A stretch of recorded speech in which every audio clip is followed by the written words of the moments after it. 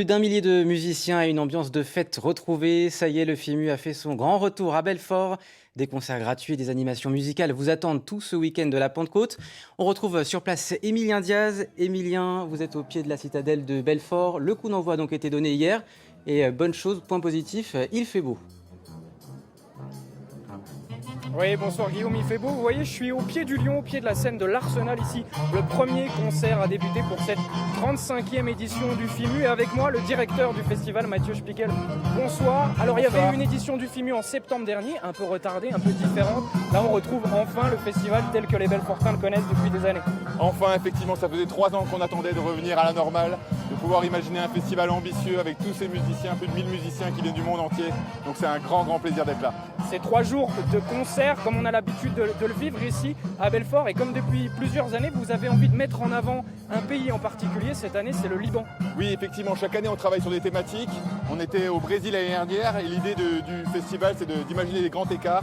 Donc après le Brésil, on part au Liban avec beaucoup de plaisir, puisque l'idée, c'est de travailler autour d'un pays et d'imaginer montrer toute l'étendue musicale et la richesse de ce pays.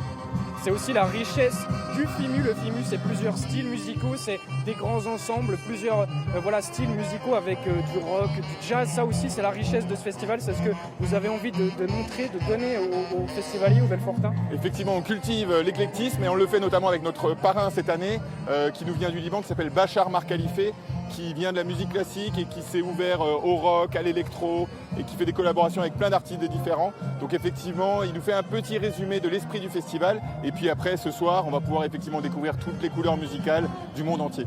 Est-ce que c'est un défi chaque année d'accueillir tous ces musiciens du monde, plus de 1000 musiciens, des artistes du monde entier? Est-ce qu'à chaque fois, en termes de logistique, en termes d'organisation, c'est un défi supplémentaire? Effectivement, le FIMU, c'est un immense navire et après 3 ans, on peut être un peu rouillé parce que c'est beaucoup de groupes et toute une mécanique à remettre en place. On avait accueilli 500 musiciens en septembre, mais là on revient donc avec les 1000 musiciens et surtout 30 pays représentés, dont la grande majorité de ces musiciens qui viennent uniquement pour le FIMU, ils ne sont pas en tournée, donc là c'est tout un travail d'accueil, d'organisation à mettre en place. Et 35 ans, 35 éditions, Mathieu, qu'est-ce qui fait la longévité de ce festival ici à Belfort? C'est un festival magique où tous les spectateurs y retrouvent leur compte. On a un public beaucoup plus familial en journée, beaucoup plus jeune en soirée, et je peux remarquer effectivement depuis 5 ans que je suis là, à quel point tous les festivaliers tiennent le festival dans leur cœur et peuvent travailler et imaginer les choses ensemble, notamment au niveau des bénévoles.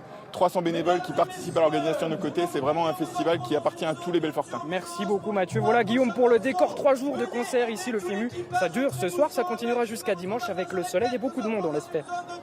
Merci beaucoup Émilien.